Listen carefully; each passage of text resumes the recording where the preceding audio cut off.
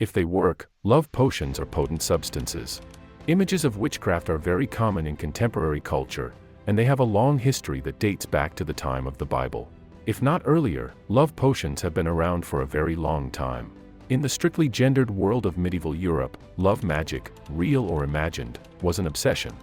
When sorceress scandals erupted at the highest levels of society, love magic was often involved, and it was women who bore the brunt of the blame for calling on charms or potions to win the heart of a disinterested beau, inflame or diminish the libido, or ease along the politically vital business of producing an heir. The love potions idea is straightforward. Make a love potion and offer it to the person you choose, and they will fall in love with you. There were certain recipes that required extremely few ingredients. Some of the beverages made in medieval Europe included flowers or honey. Chocolate served as an aphrodisiac to the Aztecs. The truth behind these love potions was, however, a little more nuanced and revolting than that. The ingredients in some of these ancient, medieval, and even more modern love potion recipes range from the nasty, like insects, to the downright horrifying, including crushed bones and menstrual blood. They rank right up there with gross meals from colonial America, aristocratic France, and even the 1950s. Make sure to watch this video without eating before you do. What were medieval love potions really like? One potion required human cadavers. Human cadavers were less common but were nonetheless used in potions, despite being more taboo than animal remains. These comprised hair, menstrual blood, and bone that had been ground into a powder. Just some of the gruesome ingredients a love seeker could be required to provide in order to ensure their spell was a success. According to legend, the elements from both amorous partners were finest for the remedies. Sometimes these things got extremely detailed. One recipe required the spleen and bone marrow of a dead youngster. Many love potions contain menstrual blood, which suggests that most users were female. Some users of love potions were consequently found guilty of witchcraft.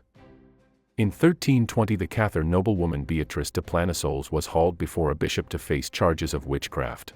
In her possession were, amongst other objects, strongly suggestive of having been used by her to cast evil spells, linen soaked with the first menstrual blood of her daughter, to be drunk by the daughter's husband to seal his affections. Women in Mexico used fire, worms, and bodily fluids. Many women were indeed imprisoned in Mexico in the 17th century for using love charms.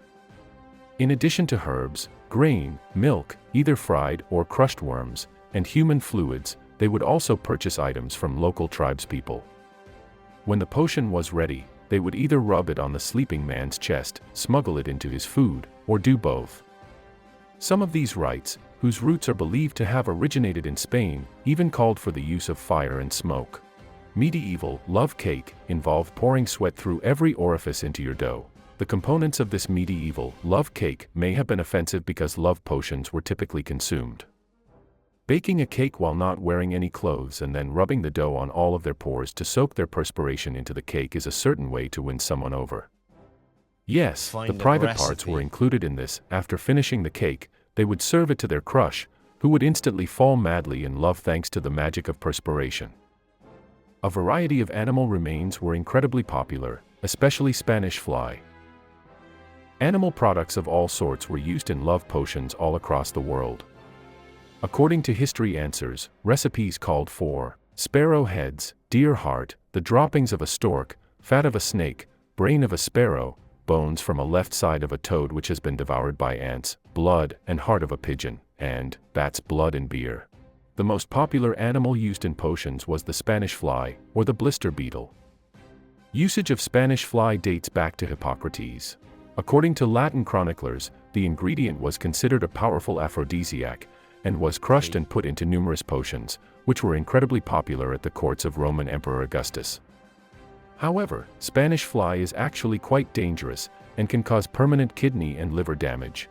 Spanish fly is a poison that burns the mouth and throat, and can cause urinary infections, scarring of the urethra and, in some rare cases, death. Urinary infections, all in the name of love. Blood and insects were the 16th century French equivalent of an aphrodisiac. It seems the more complicated the recipe, the more effective the results. One 17th century French potion required various love potions to contain a mixture of Spanish fly, herbs, and menstrual blood. Spanish flies were considered a common aphrodisiac, used by women to create love potions for their husbands. Sometimes, if the potions were found to be ineffective, women would turn to simply eliminating their husbands so they could eventually remarry for love. Ancient Greeks consumed a popular ingredient until it went extinct. One plant was especially important to ancient Greeks looking to create love potions, satyrion or satyrio. The orchid was considered a pleasure plant and, when ground into a powder and added to wine, was said to be a potent aphrodisiac that would make whoever consumed it passionately and wildly in love. Satyrion was so popular, people used it until there was literally none left, causing the plant to go extinct. Mandrakes were used despite their tendency to make people actually go insane. Mandrake root, perhaps most notable in this day and age for its appearance in Harry Potter and the Chamber of Secrets, has been considered an aphrodisiac for centuries, even as far back as biblical times. It has been used frequently in love magic throughout the ages, and is even still used for such purposes today. The root can be ingested in potions, and worn as an amulet for fertility. The downside of mandrake root is that it allegedly screams when pulled from the ground, to the point where it can cause insanity or even death to those who hear it.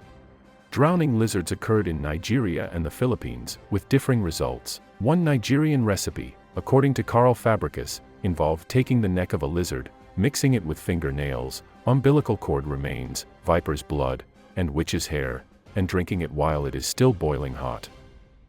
Lizards can also be used as an anti-love potion ingredient, when drowned in urine, and then mixed with wine. However, in the Philippines, the drowned lizard is used in love potions.